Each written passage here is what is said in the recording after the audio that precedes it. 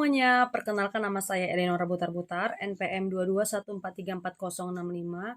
Saya mahasiswi PGSD di Universitas Muslim Nusantara Al-Wasliyah. Kali ini saya akan meresume tugas dari mata kuliah Pengelolaan Pendidikan dengan dosen pengampu Ibu Sutarini SPD MPD.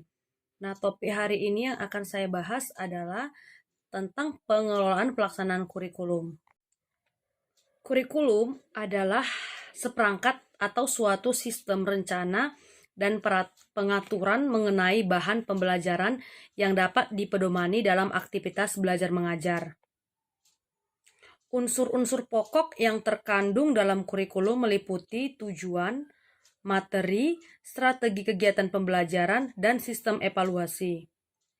Kurikulum dimaksud untuk dapat mengarahkan pendidikan menuju arah dan tujuan yang dimaksudkan dalam kegiatan pembelajaran secara menyeluruh.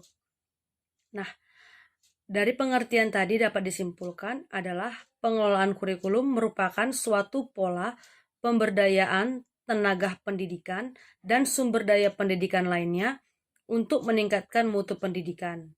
Nah, ada beberapa kegiatan dalam pelaksanaan kurikulum. Yang pertama adalah kegiatan perencanaan, yang kedua kegiatan pelaksanaan, dan yang ketiga adalah kegiatan penilaian. Nah, adapun peran dan fungsi kurikulum yaitu yang pertama adalah peran konservatif. Melalui peran konservatif, kurikulum berperan dalam menangkal berbagai pengaruh yang dapat merusak nilai luhur masyarakat, sehingga identitas masyarakat akan tetap terpelihara dengan baik. Yang kedua itu adalah peran kreatif.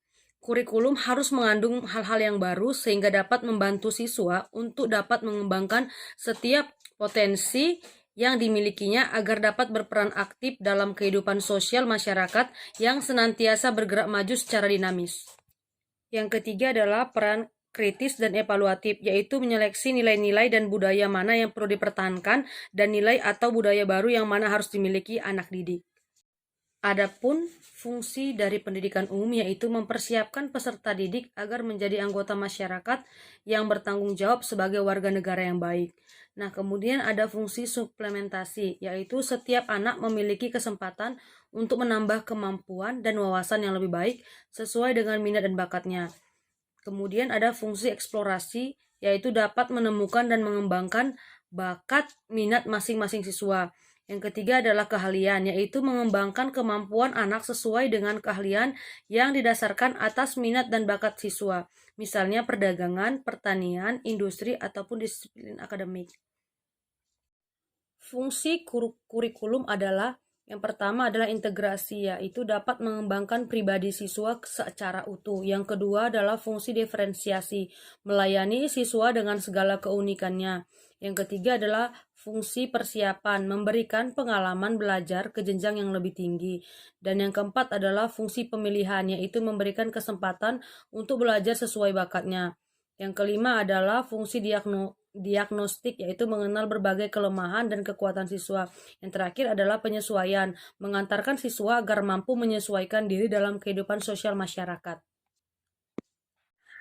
Filsafat sebagai proses berpikir memiliki sifat yang radikal, yaitu berpikir sampai ke konsekuensinya. Kemudian filsafat bersifat sistematis, yaitu memiliki pikiran yang logis. Dan yang ketiga, filsafat sebagai proses berpikir memiliki sifat yang universal, mencakup keseluruhan.